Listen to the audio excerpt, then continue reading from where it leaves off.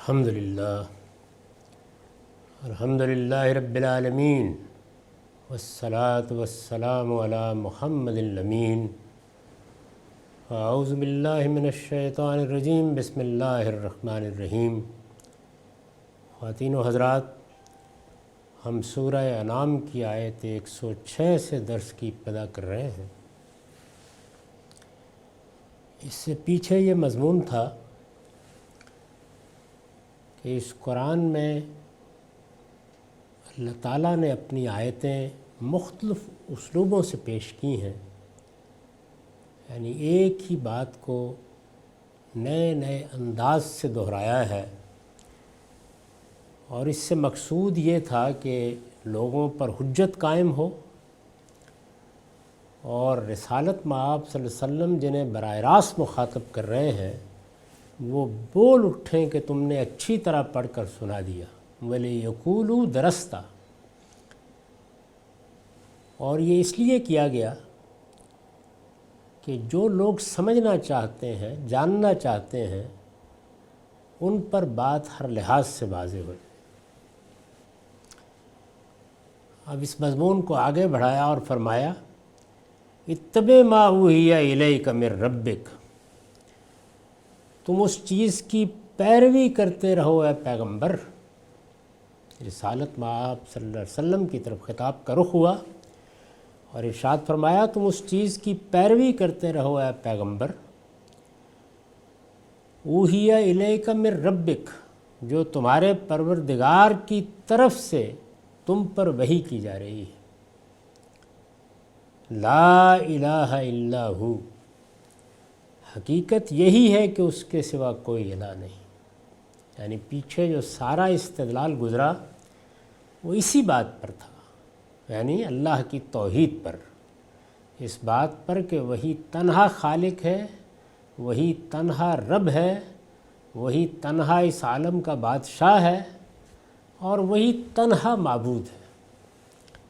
لا الہ الا ہو، حقیقت یہی ہے کہ اس کے سوا کوئی الہ نہیں۔ وَأَعْرِضْ عَنِ الْمُشْرِكِينَ، اب ظاہر ہے کہ یہاں اتنا مضمون مقدر ہو گیا اور یہ نہیں مانتے تو ان مشرکوں سے اعراض کرو، ان مشرکوں کو جانے دو، ان کو ان کے حال پر چھوڑ دو۔ یہ جو اعراض کی ہدایت آتی ہے تو اس میں اگرچہ بات تو رسول اللہ صلی اللہ علیہ وسلم کو مخاطب کر کے کہی جا رہی ہوتی ہے اور اس میں یہ مقصود ہوتا ہے کہ آپ ان لوگوں کے پیچھے اپنی جان ہلکان نہ کریں، بات واضح کر دیں، کوئی سوال ہے جواب دے دیں۔ اللہ تعالیٰ جیسے جیسے اپنا کلام نازل کر رہے ہیں ان کے سامنے پیش کرتے رہیں، لیکن زیادہ درپے نہ ہوں۔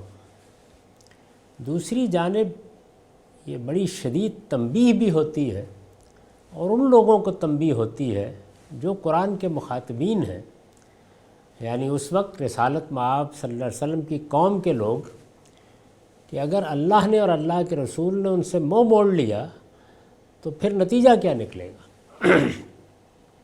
وَأَعْرِضْ عَنِ الْمُشْرِكِينَ، ان مشرکوں کو جانے دو۔ وَلَوْ شَاءَ اللَّهُ مَا أَشْرَكُوا، اگر اللہ چاہتا تو یہ کبھی شرک نہ کر پاتے۔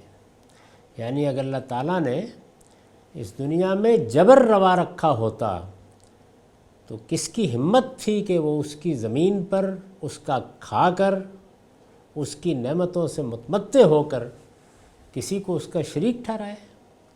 یعنی اس طرح کے لوگوں کی گردن ناپ لی جاتی، یہ کسی کا اشارہ نہیں تھا۔ اگر اللہ چاہتا تو یہ کبھی شرک نہ کر پاتے۔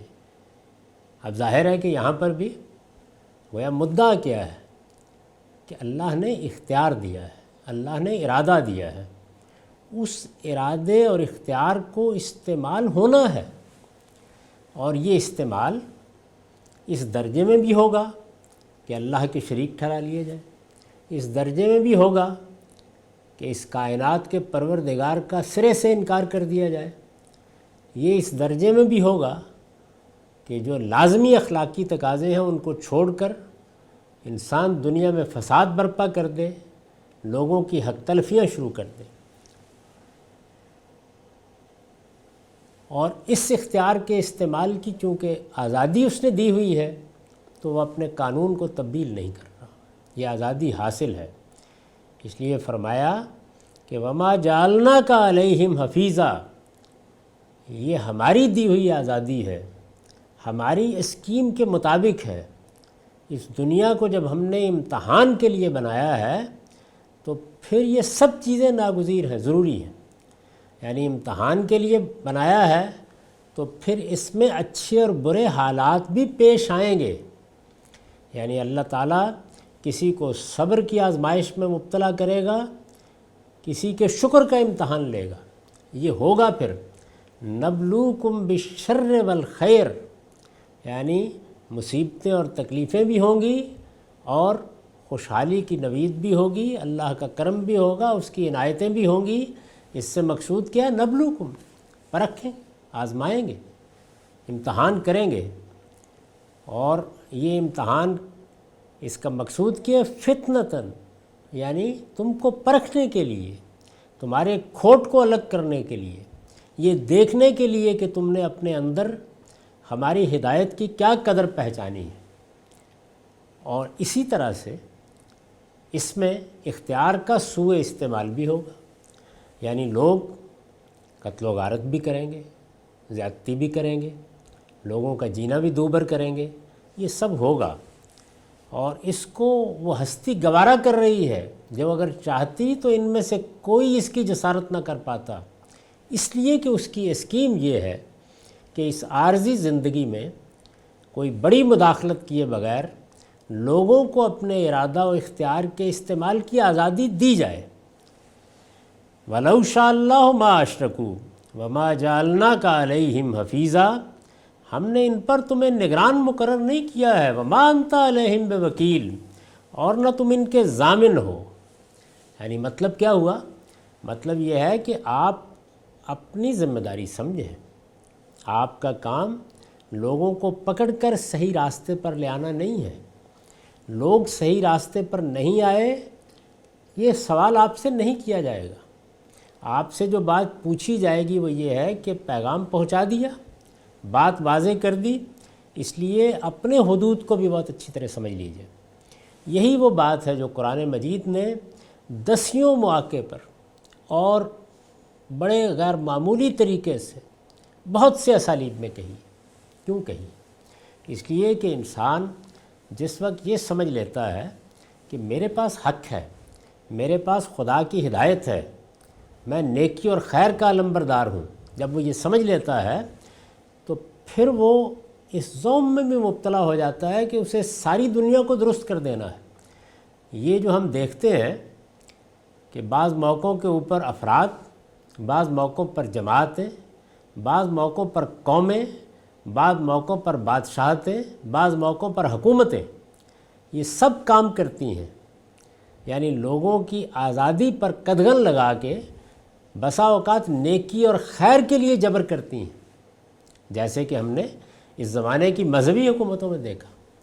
یعنی یہ کتنی المناک صورتحال ہے کہ ایک حکومت میں برسوں انتظار کرنا پڑا خواتین کو کہ وہ گاڑی چلا سکتی ہیں، تو اپنے تصورات کے مطابق نیکی اور خیر، اچھائی اور برائی کے فیصلے کیے جاتے ہیں اور انہیں لوگوں پر ٹھونس دیا جاتا ہے۔ یہی معاملہ دین کے داعی کرتے ہیں، یہی معاملہ مذہبی جماعتیں کرتی ہیں۔ یعنی ان کو جہاں کہیں بھی تھوڑا بہت اقتدار مل جاتا ہے تو وہ لوگوں کی ذاتی زندگی میں مداخلت کرتی ہیں، ان کے عقیدے طے کرتی ہیں، ان کے کفر و ایمان کے فیصلے کرتی ہیں۔ یہ سب اس وجہ سے ہوتا ہے کہ لوگ یہ سمجھ لیتے ہیں کہ دین کی حفاظت اور اس کے تحفظ کی ذمہ داری انہیں دی گئی ہے۔ یعنی یہ تحفظ فلاں اور تحفظ فلاں یہ اجنبی اصطلاحات ہیں دین کے لیے۔ دین کی حفاظت اللہ کر رہا ہے، اور اگر آپ کو اس کی کوئی خدمت کرنی ہے تو وہ اس کی دعوت اور اس کے استدلال کی وضاحت ہے۔ اس میں اصل اسلحہ یہی ہے کہ آپ اس بات کو واضح کریں۔ تو رسالت مآب صلی اللہ علیہ وسلم کو، اللہ کے آخری پیغمبر کو بار بار یہ بتایا جا رہا ہے کہ آپ نہ ان کے ضامن ہیں، نہ ان پر نگران مقرر کیے گئے ہیں، آپ کا کام پیغام پہنچانا ہے۔ यहाँ मैंने बहुत सी चीज़ों की वजाहत छोड़ दी, यानी इस बात की कि रियासत के फिर दायरा इख्तियार में क्या चीज़ें, इसे मैंने अपने बाज़ मज़ामीन में बयान किया है। यानी वो मुतय्यन अहकाम जो किसी हुकूमत को दिए गए हैं वो बस उन्हीं पर अमल की मुकल्लफ है। जो शख्सी कवानीन हैं या शख्सी मामलात हैं उनमें किसी को मुदाखलत का हक़ नहीं है, उसमें लोग अपने परवरदिगार के सामने जवाब दें। यही मामला मजहबी रहनुमाओं का है, यही मामला अगर कोई पोप था तो उसके लिए था। हर एक के हुदूद यही है, इसलिए कि बाकी क्या हैसियत रखते हैं, अल्लाह के पैगंबर को यही बात बताई जा रही है। हमने इन पर तुम्हें निगरान मुकर्रर नहीं किया है और न तुम इनके ज़ामिन हो। इस पर मैंने इस तफसीर में लिखा है, मतलब ये है कि अगर अल्लाह चाहता कि इन्हें जबरन शिरक से रोक दे तो ये कभी शिरक ना कर पाते, लेकिन उसकी मशीयत यही है, यानी उसका इरादा यही है, उसकी मशीयत यही है कि लोगों को इख्तियार देकर उनका इम्तहान करे कि कौन तौहीद की सरात मुस्तकीम पर चलता है और कौन शिरक की राह इख्तियार करता है। ये इम्तहान है जिसके लिए अल्लाह ने अपनी स्कीम में असबाब फराहम किए। किसी को हक़ नहीं है कि वो इस इम्तहान की पूरी स्कीम को इस दुनिया में बातिल कर दे, ये किसी को हक़ नहीं, अल्लाह ही वे फैसला करेगा। तो इसलिए बंदों का अगर उनको अल्लाह खैर की तौफीक दे, अगर उनको दीन का फ़हम दे, अगर उनको दीन की बसीरत अता करे, तो यही काम है कि वो लोगों के सामने दीन की वजाहत करें, उनको दीन की तालीम दें, उन पर दीन के हक़ाइक़ वाज़े करें। उनका काम ये है। इससे आगे ना उनकी ज़िम्मेदारी है, ना वो आगे किसी चीज़ के लिए जवाबदेह हैं, और ना उनको ये हक़ है कि वो इस तरह आगे बढ़कर लोगों पर कोई चीज़ ठूंस दें या उन पर मुसल्लत करने की कोशिश करें। तुम ना इन पर दारोगा मुकर्रर किए गए हो और ना इनके ज़ामिन हो कि नहीं मानेंगे तो जवाबदेह ठहराए जाओगे। यानी ये जवाब मुझसे, आपसे, ये किसी बड़े से बड़े दाई से, ये किसी पैगंबर से भी नहीं मांगा जाएगा। जो जवाब मांगा जाएगा वो ये है कि जो पैगाम तुम्हारे पास था, जो इल्म तुम्हें दिया गया था, क्या तुमने उसका इबलाग कर दिया? तो सारी तवज्जो इस जानिब होनी चाहिए। लोग क्या करते हैं, कितना सुनते हैं, कितना मानते हैं। इसी तरह की सूरत हाल बाज़ औक़ात उन लोगों के लिए पैदा कर दी जाती है जो कुछ दीन की खिदमत का हौसला करें। उनके गिरदो पेश में लोग इकट्ठे होंगे, यानी वही लोग जो माशरे में मौजूद हैं। गलतियाँ भी करेंगे, उनमें खामियाँ भी होंगी, लेकिन कुछ मेयारात मुकर्रर कर लिए जाते हैं और इसके नतीजे में मसनूई किस्म के हल्के वजूद में आते हैं। इसकी कोई ज़रूरत नहीं है। आपका काम अपनी औलाद को भी, अपने घर वालों को भी, अपने गिरद पेश के लोगों को भी पैगाम पहुंचाना है, कोई चीज़ उन पर ठूंसना नहीं है। तुम ना इन पर दारोगा मुकर्रर किए गए हो और ना इनके ज़ामिन हो कि नहीं मानेंगे तो जवाबदेह ठहराया जाएगा। इसलिए अपनी ज़िम्मेदारी अदा करो और इन्हें इनके हाल पर छोड़ दो, ये अपने करतूतों का खमियाजा खुद भुगत लेंगे। तो ये गोया बताया कि एक दाई हक़ का काम ये है। इसमें ज़ाहिर है कि वो दायरे जिनमें कहीं कहीं इंसान को कोई इख्तियार है वो ज़ेर बहस नहीं है, क्योंकि उन दायरों में इल्म व अक़ल सब कहते हैं कि बाज़ चीज़ों का नफाज किया जाता है, लेकिन उसके हुदूद भी हमारे दीन में मुकर्रर कर दिए गए हैं, यानी उसको भी लोगों की सवाबदीद पर नहीं छोड़ा गया। वला तसुब्बुल्लज़ीन यदून मिन दूनिल्लाह। अब ज़ाहिर है कि ये लोग हैं, ये मुख्तलिफ़ किस्म के एतराज़ात कर रहे हैं, मुख्तलिफ़ किस्म के तकाज़े कर रहे हैं, इस्तिदलाल को सुनने के लिए तैयार नहीं हैं। इसके रद्द-ए-अमल में कोई बात कही जा सकती है तो ये कहा कि ये जिस सफ़ाहत में मुब्तला हैं, यानी अगरचे ये हमाकत कर रहे हैं, ये बेवकूफ़ी पर तुले हुए हैं, ये बात सुनने के लिए तैयार नहीं है, उसके बावजूद वला तसुब्बुल्लज़ीन यदून मिन दूनिल्लाह, तुम लोग उन्हें गाली न दो। यानी जिस वक्त आपके मुखातबीन ये रवैया इख्तियार कर लें कि हटदर्मी, ज़िद और इनाद, कोई बात सुननी नहीं है, दरपे आज़ार हो जाएं, तकलीफ़ पहुँचाएँ, इसके बावजूद ان کی اس صفاحت کے باوجود، اس حماقت کے باوجود گالی نہ دو۔ کن کو گالی نہ دو؟ تم لوگ انہیں گالی نہ دو جن کو اللہ کے سوا یہ پکارتے ہیں۔ ظاہر ہے کہ قرآن مجید کی ساری دعوت توحید کی دعوت ہے۔ لوگ کچھ ہستیوں کو اللہ کا شریک ٹھہرا رہے ہیں، یہ بہت بڑا ظلم ہے۔ قرآن مجید اس کو ظلم عظیم کہتا ہے، اور یہ وہ چیز ہے کہ جس کو افتراء علی اللہ، اللہ پر جھوٹ باندھنے سے تعبیر کیا گیا ہے۔ سب سے بڑے گناہ کے طور پر اس کا ذکر ہوا ہے۔ تو جن کو معبود بنایا جائے، پتھر کے بت ہوں، وہ کوئی شخصیات ہوں، وہ کوئی تصورات ہوں جن کو مجسم کر کے کوئی جامہ پہنا دیا گیا ہو، تو آدمی جس وقت توحید کی دعوت دے رہا ہوتا ہے تو پھر بعض اوقات اس طرح کی چیزوں کی مذمت کرتے ہوئے حدود سے تجاوز کر جاتا ہے۔ اس کو بیان کیا یہاں پر کہ یہ مشرک ہیں، دین شرک کو اختیار کیے ہوئے ہیں، انہوں نے اللہ کے مقابل میں معبود بنا لیے ہیں، انہوں نے فرشتوں کو اللہ کی بیٹیاں قرار دے دیا ہے، انہوں نے جنوں کو اللہ کی طرف اسی طرح منسوب کر دیا ہے۔ تو اس کا رد عمل یہ ہو سکتا ہے کہ تمہاری زبان پر سخت الفاظ آ جائیں، ایسا مت کرنا۔ یعنی یہ جس صفحات میں مبتلا ہیں، جس طرح اللہ کے شریک ٹھہرا رہے ہیں، جو رویے اختیار کر رہے ہیں، اس کے باوجود تم لوگ انہیں گالی نہ دو جن کو اللہ کے سوا یہ پکارتے ہیں۔ وَلَا تُسُبُّوا الَّذِينَ يَدْعُونَ مِن دُونِ اللَّهِ فَيَسُبُّوا اللَّهَ عَدْوًا بغیر علم۔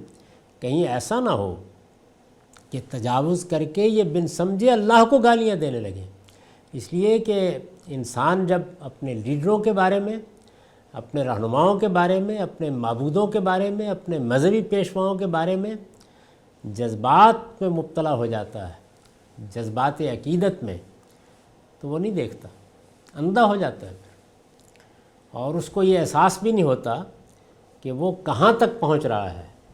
تو اس میں یہ اندیشہ ہے کہ تم لوگ تو ان کے بتوں کی مذمت کرو گے، یہ اس کے جواب میں اللہ کی بارگاہ میں گستاخی کریں اور اللہ تعالیٰ کے بارے میں کوئی برے کلمات کہنے لگ جائیں۔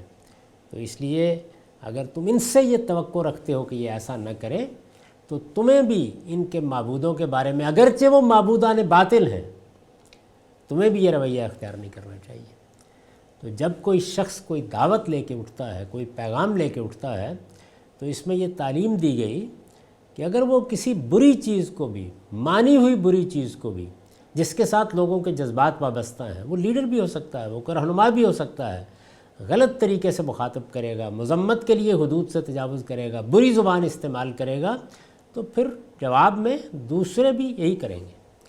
تو اگر وہ اس سے بچنا چاہتا ہے تو پھر اس کو چاہیے کہ وہ اپنی زبان کو لگام دے، اس پر کنٹرول رکھے، اور اپنی بات شائستگی کے ساتھ، اچھے استدلال کے ساتھ بیان کرے۔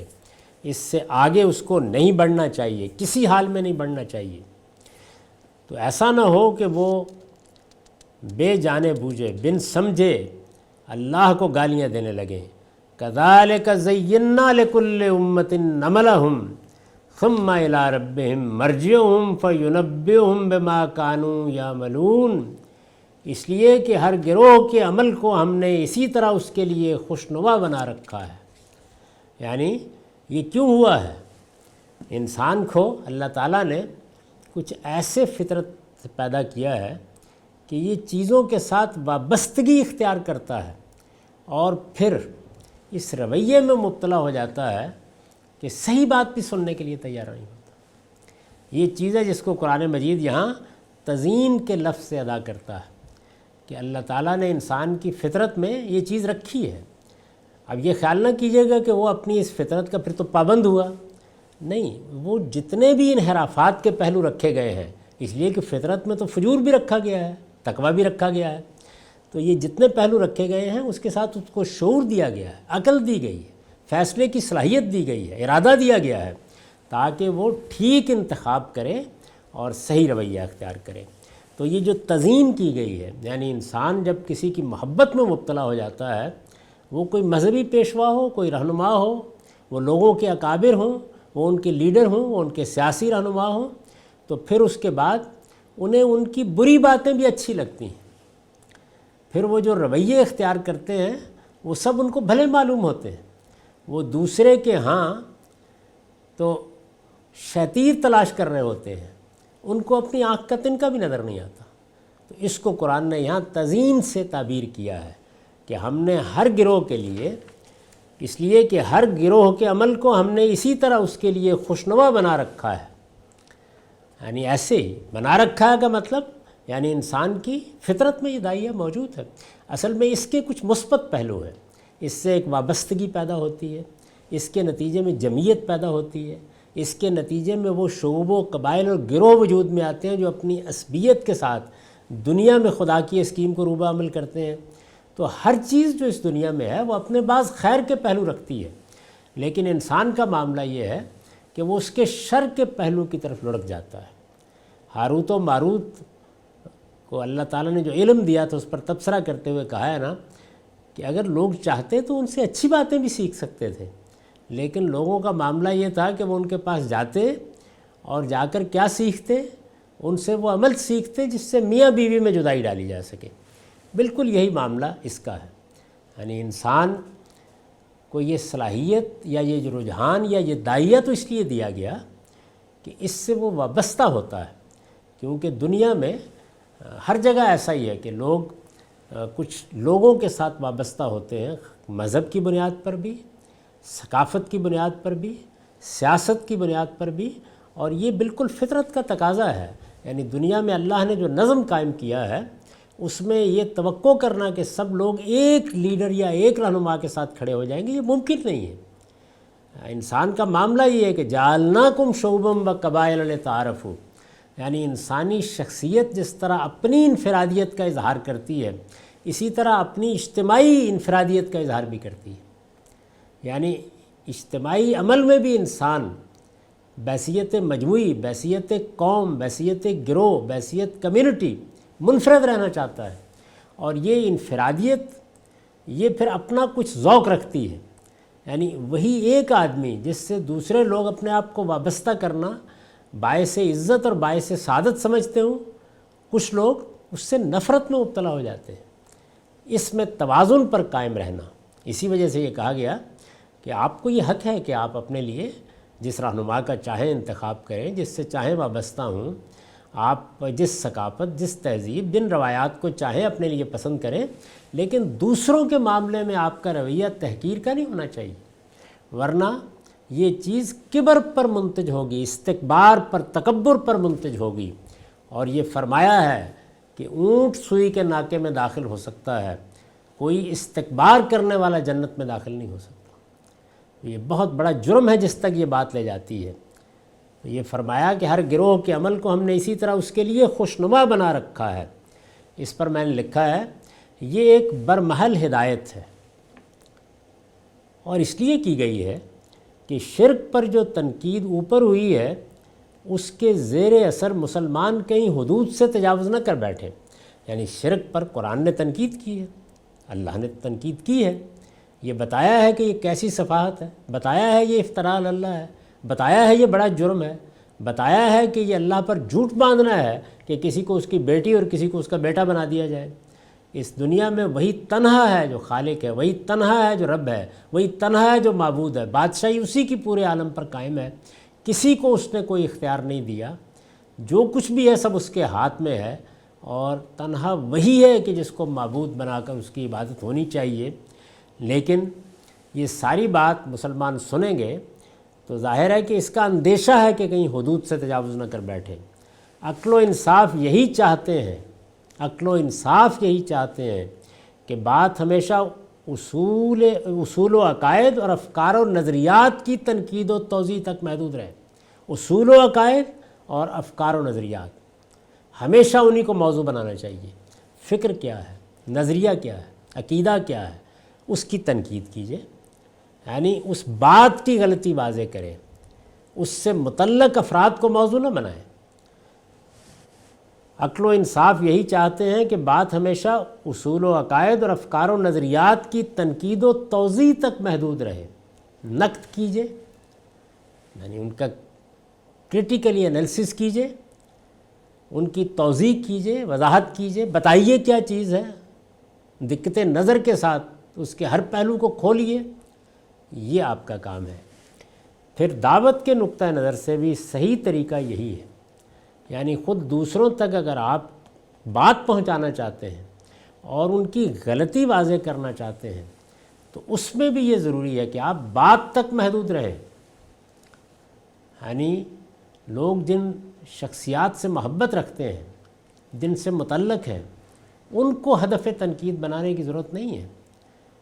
اصلی چیز بات ہے۔ جب بات کی غلطی واضح ہو جائے گی تو لوگ خود غور کریں گے کہ اب انہیں کس کی کیا بات ماننی ہے اور کیا ترک کرنی ہے۔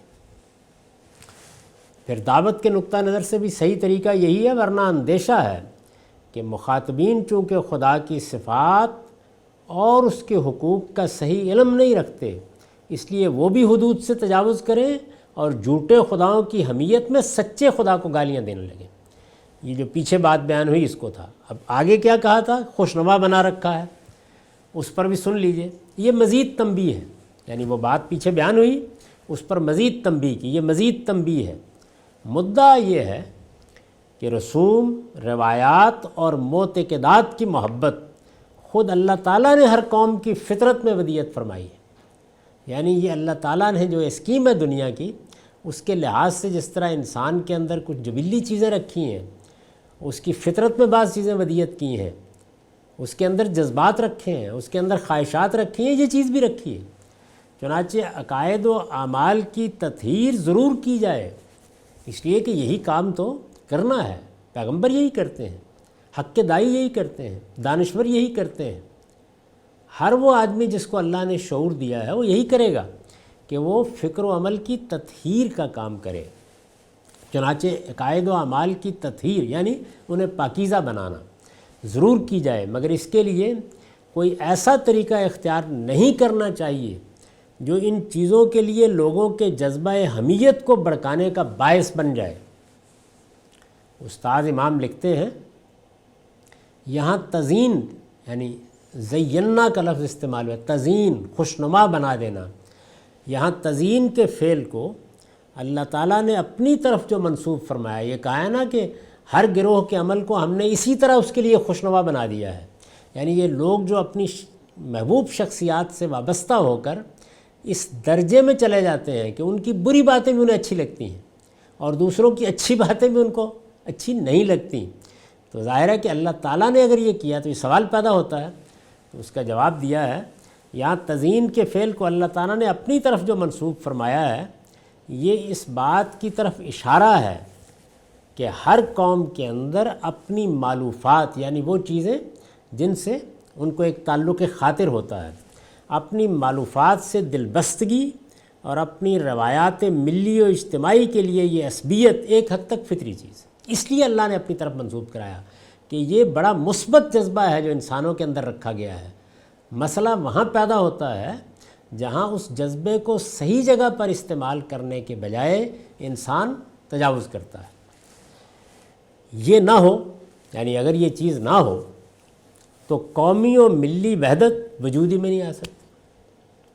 یعنی آپ یہ دیکھیے نا کہ یہ کیا ہوتا ہے کہ ایک علاقے کو ہم اپنا وطن قرار دے لیتے ہیں، یعنی آپ تھوڑی دیر کے لیے اس سے اوپر اٹھ جائیے، ایک تو وطن کا لفظ استعمال ہوتا ہے کہ جہاں آپ پیدا ہوئے، وہ تو ہم اپنے گاؤں کے لیے بھی بچپن میں کہتے تھے کہ ہمارا وطن فلاں علاقہ ہے، لیکن اس وقت کی قومی ریاستوں میں آپ ایک بڑے علاقے کو، ایک بڑے رقبے کو وطن قرار دے دیتے ہیں۔ اب آدمی اس کے ساتھ کتنا وابستہ ہو جاتا ہے، یعنی اس کو اگر کوئی کامیابی ملتی ہے تو وہ خوش ہوتا ہے، اس کے معاملات میں دلچسپی لیتا ہے، اس کی بری سے بری چیزوں کے بارے میں بھی اس کے اندر یہ جذبہ پیدا ہوتا ہے کہ چلیے میں اس کو گوارا کروں گا لیکن درست کرنے کی صحیح کروں گا۔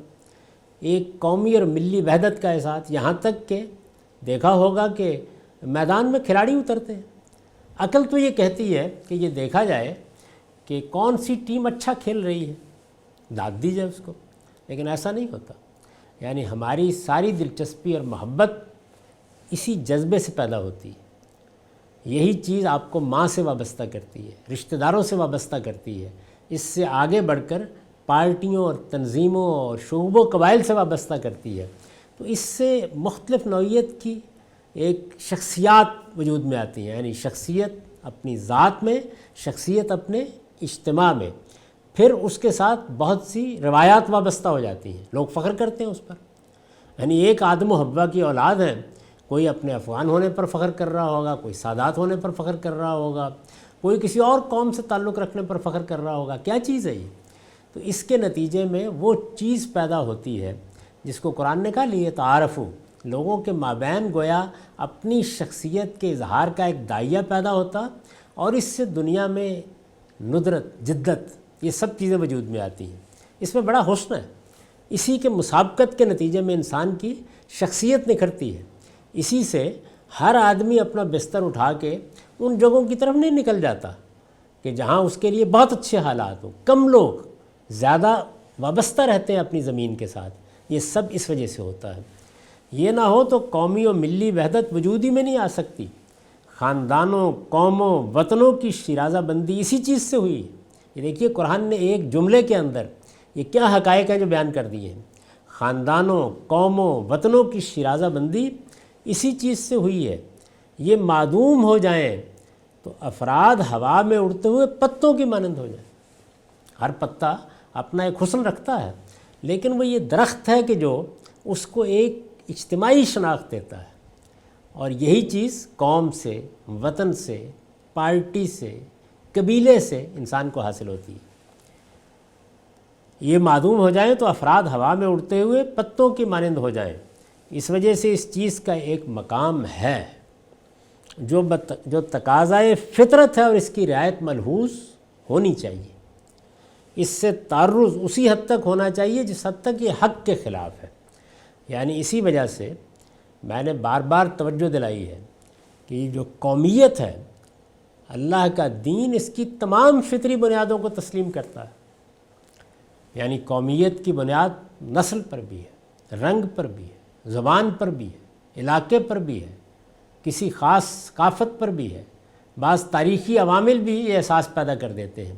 سب ٹھیک ہے، اس کا اظہار کریں، آپ نسلی قومیتوں کا بھی اظہار کریں، رنگ کی بنیاد پر بھی اپنی قومیت کا اظہار کریں، لیکن اس کو حق و باطل کا معیار نہ بنائیں۔ بس یہ جگہ ہے جہاں پر انسان حدود سے تجاوز کرتا ہے۔ اس سے تعرض اسی حد تک ہونا چاہیے جس حد تک یہ حق کے خلاف ہے، اور اس انداز میں ہونا چاہیے جس سے خود اس کا واجبی حق مجروح نہ ہو۔ یعنی جب ہم دوسروں پر بھی تنقید کر رہے ہوں تو انہیں مجردات میں لے جانے کی کوشش نہ کریں۔ انسان کسی ایبسٹریکشن میں نہیں رہتا، وہ اپنے وطن سے متعلق ہوگا، وہ اپنے لیڈروں سے متعلق ہوگا، وہ اپنی پارٹی سے متعلق ہوگا، وہ اپنے قبیلے سے متعلق ہوگا۔ اس کے اس تعلق کا لحاظ کرتے ہوئے اگر وہ اس صورتحال سے دوچار ہو گیا جس کو قرآن نے یہاں بیان کیا کہ اس کے عمل کی تزیین ہو گئی ہے، یعنی اس تعلق نے حق کو باطل اور باطل کو حق کر کے دکھا دیا ہے، اب بات کرنی پڑے گی اور حق و باطل کا فرق واضح کرنا پڑے گا۔ لیکن اس فرق کو واضح کرتے ہوئے وہ جو تعلق ہے اس کو ملحوظ رکھو، اور شرک سے بڑی کوئی غلاظت نہیں ہے، اور کسی کو خدا کے سوا مقابل میں کھڑا کرنا کوئی اس سے بڑی برائی نہیں ہے، لیکن جن کو یہ معبود بنا بیٹھے ہیں ان کو برا بھلا نہ کہو۔ شرک واضح کرو کہ اس میں کیا غلطی ہے، نظریے تک اپنے آپ کو محدود رکھو۔ اسی وجہ سے یہ بات میں نے بیان کی ہے اور بار بار بیان کی ہے، یہ جتنے بھی نظریات ہیں ان کی غلطی پوری طرح واضح کی جائے گی۔ اگر تصوف کا دین سے پیوند نہیں لگایا جا سکتا تو اس کو کھول کر بیان کیا جائے گا۔ اگر کوئی اور چیز ایسی ہے جو دین کے نام پر پیش ہو رہی ہے تو ہم بتائیں گے کہ اس میں کیا خرابی ہے۔ اگر کسی نے کوئی کفر ایجاد کر لیا ہے تو لوگوں کو سمجھایا جائے گا کہ یہ کفر ہے۔ اگر کوئی شرک میں مبتلا ہے تو اس شرک کی حقیقت واضح کی جائے گی، لیکن کسی کو کافر، مشرک قرار دے کر یعنی شخص کو ہدف نہیں بنایا جائے گا۔ یہ ہمارا کام نہیں ہے، یہ ہماری جورسڈکشن ہی نہیں ہے۔ تو اپنی بات کو اصول اور نظریے پر تنقید تک محدود کیجیے۔ اس میں دیکھیے پھر انسان حدود سے تجاوز کرتا ہے، یعنی بعض لوگ ہیں کہ وہ نظریے تک محدود نہیں رہیں گے، آگے افراد پر حکم لگائیں گے، اور بعض لوگ ہیں کہ آپ نظریے پر تنقید کر رہے ہوں تو وہ یہ کہیں گے کہ یہ بھی کیوں کر رہے ہیں۔ رواداری کا تقاضا تو یہ ہے کہ اس میں بھی زبان بند رکھی جائے، اور اس میں اگر آپ بتائیں گے کہ اس میں کیا خرابی ہے تو پھر اس کا خود اطلاق کر کے آپ پر الزام دھر دیں گے کہ آپ دوسروں کی تکفیر کر رہے ہیں۔ تو یہ دونوں چیزیں جو ہیں یہ انتہا پسندی ہے۔ صحیح رویہ کیا ہے؟ وہی جو قرآن یہاں سکھا رہا ہے، افراد کو، شخصیات کو ہدف مت بنائیے، لوگوں کے کفر و ایمان کے فیصلے کرنے کا آپ کو کوئی حق نہیں ہے۔ ہر گروہ، ہر قبیلہ، ہر نقطہ نظر کے حاملین اپنی بات پہ قائم رہ سکتے ہیں، یہ خدا کی دی ہوئی آزادی ہے۔ بتا دیا کہ شرک سے بڑا کوئی گناہ نہیں، اور پیغمبر کو مخاطب کر کے کہا کہ اگر ہم نے لوگوں کو شرک سے روکنا ہوتا تو ہم خود روک لیتے۔ یہ آزادی ہماری دی ہوئی ہے۔ آپ کیا کیجئے؟ آپ صرف حقیقت کو بیان کیجئے، اصول اور نظریے کو بیان کیجئے، اس کی تطہیر کرنا یہ آپ کی ذمہ داری ہے، اور اس حد کو ہمیشہ ملحوظ رکھیے۔ تو ارشاد ہوا کہ ہر گروہ کے عمل کو ہم نے اسی طرح اس کے لیے خوشنما بنا رکھا ہے، پھر ایک دن آئے گا، پھر ایک دن ثم الی ربہم مرجعہم فینبئہم بما کانوا یعملون، پھر ایک دن انہیں اپنے پروردگار کی طرف پلٹنا ہے، اس وقت وہ انہیں بتا دے گا جو وہ کرتے رہے۔ یہ گویا بتایا ہے کہ آپ کو وہ آخری فیصلہ یہیں دنیا میں سنانے کا کام نہیں کرنا۔ دنیا میں بھی رسولوں کی بعثت کے بعد خدا سناتا ہے، جب موقع آئے گا وہ سنا دے گا۔ اس پر میں نے لکھا ہے کہ یعنی مطمئن رہو، اللہ نے اپنے پیغمبر کو مخاطب کر کے کہا ہے مطمئن رہو، معاف کیجیے، تمہارا کام اس سے زیادہ کچھ نہیں کہ حق واضح کر دیا جائے۔ یہ ہے وہ ذمہ داری۔ یعنی یہ جب بتایا جاتا ہے کہ فلاں چیز کفر ہے، فلاں چیز شرک ہے، فلاں چیز دین کے ساتھ غلط طریقے سے جوڑ دی گئی ہے، اس کا دین سے کوئی تعلق نہیں ہے، وہ ایک الگ نظام فکر ہے، کسی فلسفے یا کسی نقطہ نظر پر جب تنقید کی جاتی ہے تو یہ حق کی توضیح ہے، یہ کسی عقیدے، کسی فکر کی تطہیر ہے۔ یہی تو دنیا میں کرنا ہے۔ یعنی اگر ساری دنیا اس بات پر اصرار کر کے کھڑی ہے کہ یہ زمین ایک گائے کے سینگ پر ہے، جب وہ اپنا سینگ بدلتی ہے تو یہ ہلنے لگ جاتی ہے، تو یہ کوئی رواداری نہیں ہے کہ آپ اس کی تردید نہ کریں۔ اگر اس بات کی غلطی واضح ہو گئی ہے، یہ معلوم ہو گیا ہے کہ زمین سورج کے گرد گھومتی ہے، تب کہا جائے گا۔ یہی معاملہ تمام نظریات و افکار کا ہے۔ لیکن اگر اس وقت بھی کوئی آدمی یہ عقیدہ رکھتا ہے اور اس عقیدے پر قائم ہے تو اس پر آپ کو کوئی اختیار نہیں دیا گیا، وہ قیامت تک اس پہ قائم رہ سکتا ہے، وہ جانے اس کا پروردگار۔ آپ کی ذمہ داری صرف یہ ہے، یعنی مطمئن رہو، تمہارا کام اس سے زیادہ کچھ نہیں کہ حق واضح کر دیا جائے۔ یہ اپنی حماقتوں پر اصرار کریں گے، حماقتیں ہر طرح کی ہو سکتی ہیں، یہ اپنی حماقتوں پر اصرار کریں گے تو خود مجرم ٹھہریں گے۔ مجھے ایک زمانے میں ایک گاؤں میں رہنے کا موقع ملا کئی مہینوں کے لیے، وہاں لوگ جمع ہو جاتے تھے، تو سب سے بڑھ کر جو چیز ہدف بنتی تھی وہ سائنس کے بعض اکتشافات تھے۔ لوگ ماننے کے لیے تیار نہیں ہوتے تھے، وہ یہ کہتے تھے کہ یہ تو اصل میں چاند پر جانے کا بھی ایک افسانہ ہے، جھوٹ لوگوں کو بتایا جا رہا ہے، اپنی برتری بیان کرنے کے لیے کہا جا رہا ہے، بھلا چاند پر بھی انسان پہنچ سکتا ہے۔ اس طرح کی بہت سی چیزیں زیر بحث رہتی۔ تو اب کیا کرے آدمی؟ یعنی لوگوں کو سولی دے دے؟ نہیں، وہ اپنی رائے رکھیں گے، اس کے ساتھ جئیں گے، ان کو احترام ملنا چاہیے، ان کو جینے کا حق ملنا چاہیے۔ آپ کا کام صرف یہ ہے کہ آپ شائستگی کے ساتھ مہذب لب و لہجے میں ان کا علم بہتر کریں، ان کی غلطی واضح کریں، ان کے فکر کی تطہیر کریں استدلال کے ساتھ، بس اس سے آگے کچھ نہیں۔ یہ اپنی حماقتوں پر اصرار کریں گے تو خود مجرم ٹھہریں گے اور جواب دہی کے لیے ایک دن خدا کے حضور میں پیش ہو جائیں گے۔ وہاں جو کچھ بھگتنا ہے انہیں بھگتنا ہے۔ یعنی اگر دنیا میں انسان دنیوی معاملات میں کوئی غلط رائے قائم کرے گا تو اس کا نتیجہ بھی دیکھ لے گا، اور اگر دین کے معاملے میں کوئی غلط رائے قائم کرے گا، کوئی غلط طرز عمل اپنائے گا، اس کا نتیجہ اللہ کے یہاں جا کے دیکھ لے گا۔ انہیں بھگتنا ہے، اس کی کوئی ذمہ داری تم پر نہ ہوگی۔ تو واضح کر دیا کہ یہ دائی کے حدود ہیں، دین کی دعوت کا کام کرنے والوں کو یہ سمجھنا چاہیے کہ ان کو کہاں تک جانا ہے۔ وَأَقْسَمُوا بِاللَّهِ جَهْدَ أَيْمَانِهِمْ لَئِنْ جَاءَتْهُمْ آیَةٌ لَّيُؤْمِنُنَّ بِهَا، یہ اللہ کی کڑی کڑی قسمیں کھا کر کہتے ہیں، یعنی جب دلائل دیے جاتے تھے، بات واضح کی جاتی تھی، قرآن نازل ہوتا تھا، پیغمبر پڑھ کر سناتے تھے اور مختلف اسلوبوں سے بات واضح کی جاتی تھی، تو یہ کڑی کڑی قسمیں کھا کر کہتے ہیں اقسموا باللہ جہد ایمانہم، کیا کہتے ہیں؟ لئن جاءتہم آیۃ، اگر کوئی نشانی ان کے پاس آ جائے، لیؤمنن بہا، تو یہ ضرور اس پر ایمان لے آئیں گے۔ یعنی انسان کا معاملہ بھی یہ ہے کہ استدلال پیش کیجئے۔ اس زمانے میں دیکھ لیجئے یہ الحاد لوگوں کے لیے ایک فیشن بن چکا ہے، یعنی انہیں کائنات کی طرف توجہ دلائیے، انہیں ان کے اپنے وجود کی طرف توجہ دلائیے، انہیں تخلیق کے معجزانہ اظہار کی طرف توجہ دلائیے، انہیں مخلوقات میں جو علم، جو دانش اس پروردگار کی نظر آ رہی ہے اس کی طرف متوجہ کیجئے، استدلال پیش کیجئے۔ لیکن اگر آپ کوئی معجزہ دکھا دیں، سب سننے کے لیے تیار ہو جائیں گے۔ یعنی اس عالم کا ایک ایک ذرہ معجزہ ہے، لیکن انسان استدلال کی بساط پر اس کو اہمیت دینے کے لیے تیار نہیں ہوتا۔ تو ایسے ہی معاملہ پیغمبر صلی اللہ علیہ وسلم کے ساتھ بھی ہوا کہ بات تو دلیل سے واضح کی جا رہی تھی، عقل کو مخاطب کیا جا رہا تھا، لیکن لوگ کہتے تھے کوئی نشانی دکھائے۔ اگر کوئی نشانی ان کے پاس آ جائے، یعنی وہ کہتے ہیں کہ یہ جو آپ بار بار ایک ہی بات کر رہے ہیں اور مختلف اسلوبوں سے کر رہے ہیں اور دہرائے چلے جا رہے ہیں اور ہر روز ایک نئی داستان سنا رہے ہیں، ان کی بجائے ہمیں بس کوئی معجزہ دکھائیے، کوئی آسمان سے اترتے ہوئے فرشتے دکھائیے، کوئی اپنے گرد و پیش میں پیدا ہوتے ہوئے باغات دکھائیے، کچھ تو دکھائیے نا آخر۔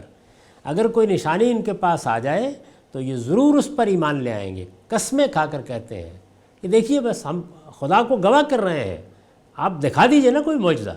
یعنی قرآن کو اصرار تھا کہ بات سنو، بات کو سمجھنے کی کوشش کرو، استدلال کو دیکھو، لیکن جواب یہ تھا۔ اس پر تفسیر کا نوٹ ہے، یہ مطالبہ محض پروپیگنڈے کے لیے تھا۔ یعنی یہ مطالبہ کیوں کیا جاتا تھا؟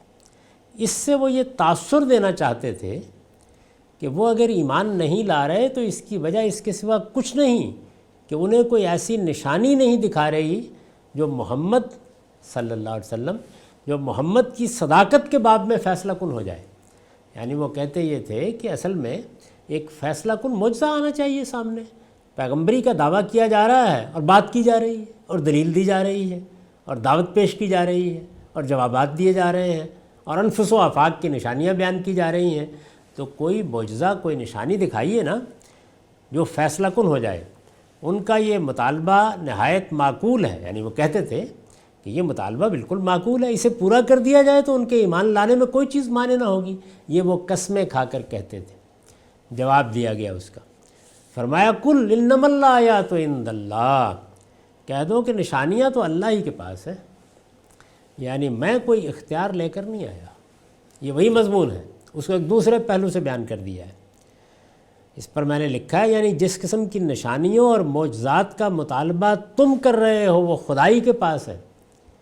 میرا کام تو یہی ہے کہ مجھ پر ایک کلام نازل ہوا ہے، میں اس کی وضاحت کروں، توضیح کروں، سناؤں، لیکن یہ جو تم معجزے مانگ رہے ہو تو اللہ معجزے بھی دکھاتا رہا ہے، وہ اسی کے پاس ہے، یہ کسی فرد کے پاس نہیں ہوتے۔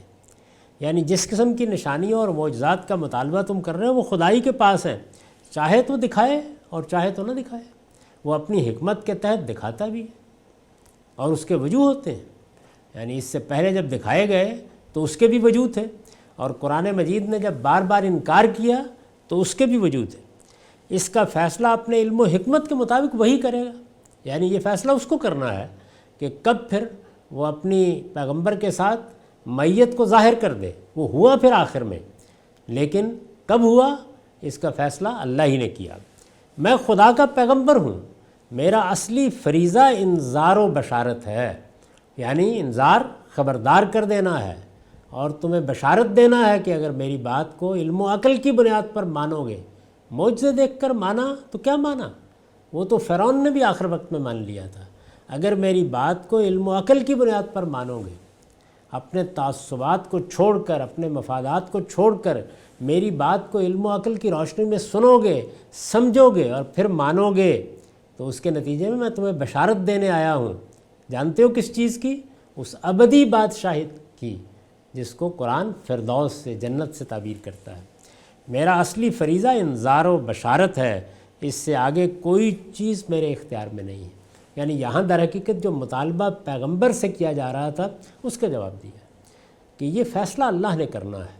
اگر وہ آخری مرحلے میں کوئی معجزہ ہی دکھانے کا فیصلہ کر لے گا یا جہاں ضرورت تھی وہاں پہلے مرحلے ہی میں دے دیا تو یہ اسی کا کام ہے، یہ میرا کام نہیں ہے۔ تو یہ کہا کہ آپ بتا دیں ان کو، کل انما الآیات عند اللہ، کہہ دو کہ نشانیاں تو اللہ ہی کے پاس ہیں، میرے پاس نہیں ہیں۔ وما یشرکم، اس کے بعد کہا لیکن مسلمانوں تمہیں کیا پتہ، انہا اذا جاءت لا یؤمنون، کہ وہ آ بھی جائیں تو یہ نہیں مانیں گے۔ اس میں گویا سبب بھی بیان کر دیا، اور یہ اور جگہوں پر بھی کہا ہے کہ اس سے پہلے ہم نے اس طرح کی نشانیاں بھی دیں لیکن وہ لوگوں کے لیے ایمان کا ذریعہ نہیں بنی۔ ایمان لانے کی توفیق انہی کو ہوئی جنہوں نے علم و عقل کی بنیاد پر بات کو مانا۔ یہ اب دیکھیے، یہ عام مسلمانوں کو خطاب کیا ہے، لیکن مسلمانوں تمہیں کیا پتہ کہ وہ آ بھی جائیں، یعنی وہ نشانیاں آ بھی جائیں۔ قل انما الآیات عند اللہ وما یشرکم انہا اذا جاءت لا یؤمنون، لیکن مسلمانوں تمہیں کیا پتہ کہ وہ آ بھی جائیں تو یہ نہیں مانیں گے۔ یہ خطاب عام مسلمانوں سے ہے اور بتا رہا ہے کہ بار بار کے مطالبات کو سن کر ان کے اندر بھی یہ خواہش، یعنی مسلمانوں کے اندر بھی یہ خواہش پیدا ہو جاتی تھی کہ اللہ تعالیٰ آخر پہلے بھی تو پیغمبروں کو معجزے دیتے رہے ہیں، پھر ان کے مطالبے پر یعنی قریش کے مطالبے پر کوئی معجزہ دکھا کیوں نہیں دیتے کہ ہمارے یہ بھائی راہ راست پر آ جائیں۔ یعنی یہ خواہش پیدا ہوتی ہے نا کہ اللہ کے پیغمبر ہیں، دعوت دے رہے ہیں، یہ لوگ بات نہیں سن رہے، بار بار یہ کہتے ہیں کوئی نشانی دکھا دیں، قسمیں کھا کے کہتے ہیں ہم ایمان لے آئیں گے، تو اللہ تعالیٰ یہ مطالبہ پورا کیوں نہیں کر دیتے؟ اس کے جواب میں یہ کہا ہے کہ فرمایا ہے کہ انہیں کوئی معجزہ دکھا بھی دیا جائے تو نہیں مانیں گے، اس لیے کہ ان کے نہ ماننے کی وجہ وہ نہیں ہے جو یہ ظاہر کر رہے ہیں، یعنی یہ محض پروپیگنڈا ہے۔ چنانچہ دوسری جگہوں پر کہا ہے کہ بڑے سے بڑا معجزہ بھی دکھا دیا جائے تو یہ کہیں گے کہ یہ تو جادو ہے، اس سے پہلے بھی اس طرح کے مظاہرے ہوتے رہے ہیں، اس کی کوئی حقیقت نہیں ہے۔ ارشاد ہوا وَنُقَلِّبُ أَفْئِدَتَهُمْ وَأَبْصَارَهُمْ، ہم اس وقت بھی، یعنی اگر معجزہ دکھایا گیا ہم اس وقت بھی کیا کریں گے، ان کے دلوں اور ان کی نگاہوں کو اسی طرح الٹ دیں گے۔ نُقَلِّبُ أَفْئِدَتَهُمْ وَأَبْصَارَهُمْ كَمَا لَمْ يُؤْمِنُوا بِهِ أَوَّلَ مَرَّةٍ، جس طرح یہ پہلی مرتبہ اس قرآن پر ایمان نہیں لائے، پہلی بار اس قرآن پر ایمان نہیں لائے۔ وَنَذَرُهُمْ فِي طُغْيَانِهِمْ يَعْمَهُونَ، اور ان کی سرکشی میں انہیں بھٹکتا ہوا چھوڑ دیں گے۔ یعنی یہ پھر دیکھیے وہاں کہا تھا نا کہ یہ ہمارا قانون ہے جس کے تحت یہ تزیین ہوئی ہے۔ اب یہ بتایا ہے کہ اللہ تعالیٰ ہدایت دیتے ہیں، اس وقت دیتے ہیں جب انسان اس ہدایت کی قدر کرے جو اس کے اندر موجود ہے۔ جب وہ ناقدری کرتا ہے اور اس طرح سرکشی اور طغیان کے ساتھ مطالبات کرتا ہے تو اس کا مطالبہ پورا کر دیا جائے، اس وقت بھی اللہ تعالیٰ اسے ہدایت سے محرومی کرتے ہیں، اس لیے کہ اس نے اللہ کی ناقدری کی ہوتی ہے۔ اس پر میں نے لکھا ہے یہ ان کے ایمان نہ لانے کا اصلی سبب بیان کر دیا ہے کہ محض سرکشی، طغیان، غرور نفس اور پندار سیادت ہے جو ایمان نہ لانے کا باعث بن رہا ہے۔ یہ ہیں اسباب، سرکشی ہے، طغیان ہے، یعنی ایک خاص طرح کا تکبر ہے، اپنی ذات اور انانیت ہے، اور پڑھائی کہ ہم اس پورے علاقے کے سردار ہیں۔ یہ نہ ہوتا تو پہلی بار ہی قرآن کی دعوت سن کر اسے مان لیتے، اس لیے کہ وہ دعوت تو حقیقت میں ایسے استدلال کے ساتھ سامنے آ گئی تھی، اس پس منظر میں سامنے آ گئی تھی، کوئی سلیم الفطرت اس کا انکار نہیں کر سکتا تھا۔ اب اگر کوئی معجزہ دکھا بھی دیا جائے تو یہی چیز پھر حجاب بن جائے گی، اور خدا کا قانون یہ ہے کہ جو غرور نفس کی بنا پر دل و نگاہ کا زاویہ غلط کر لیتے ہیں انہیں وہ اسی طرف پھیر دیتا ہے جدھر وہ دیکھنا چاہتے ہیں۔ یہ اللہ کا طریقہ ہے، یعنی بندہ جب غلط راستے پر پڑ جاتا ہے تو پھر وہ اللہ کی توفیق سے محروم ہو جاتا ہے۔ یہ چیز مزید وضاحت کا تقاضا کرتی ہے۔ آگے یہاں پر بھی استاذ امام کا ایک اقتباس ہے، اسے ہم آئندہ نشست میں دیکھیں گے۔ اقول قولی ھذا واستغفر اللہ لی ولکم ولسائر المسلمین۔